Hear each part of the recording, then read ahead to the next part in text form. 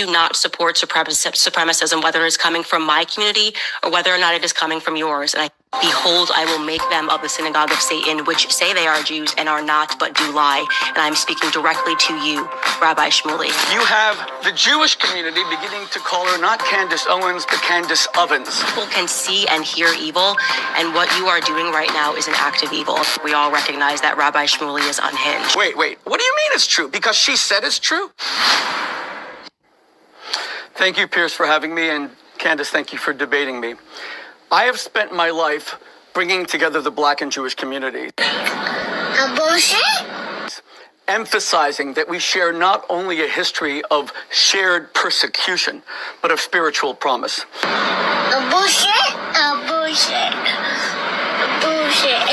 Today we debate an American tragedy, a woman of unique eloquence who has abused that eloquence to become simultaneously the foremost anti-Black rhetorician in all of the United States and the foremost anti-Semite in America. The first ever female Black woman who appears in her rhetoric against Blacks, calling LeBron James dumb and stupid, an icon to the Black community. Simultaneously, you have the Jewish community beginning to call her not Candace Owens, but Candace Ovens, because her Goebbels-style rhetoric against Jews, that Jews are nearly all pedophiles. The State of Israel will set up a Theodor Herzl, a pedophile, as a haven for pedophiles.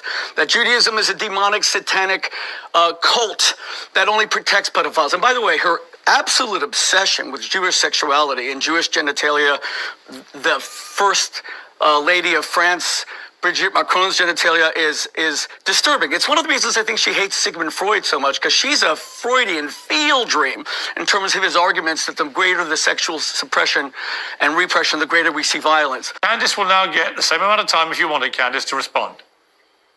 Thank you, Piers. And I don't think I really do need to respond to the ad hominem attacks. I think actually one of the things that plausibly unites people across all religions, Muslims, Jews, Christians, is that we all recognize that Rabbi Shmuley is unhinged. He's just mentally, in my view, unwell. And I don't say that as an attack. I say that as just a reality. Now, going back to the context of what you've asked us to speak about today, I think one of the things that the world is recognizing, and what we've always recognized, is that there are radical fringe sects that break out within every single religion, amongst every race.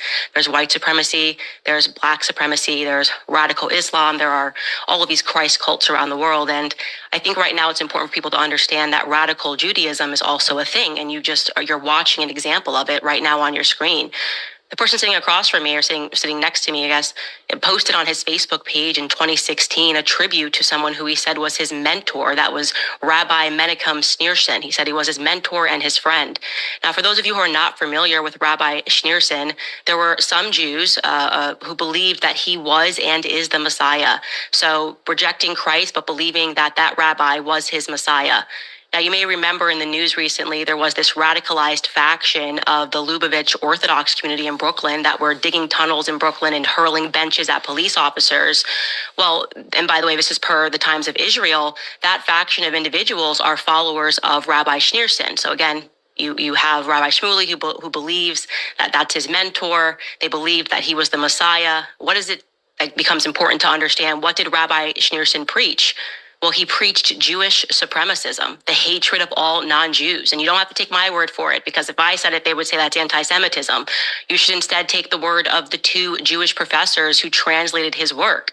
Those authors' names were Israel Shahak and Norton Mezvinsky, and their book was entitled Jewish Fundamentalism in Israel.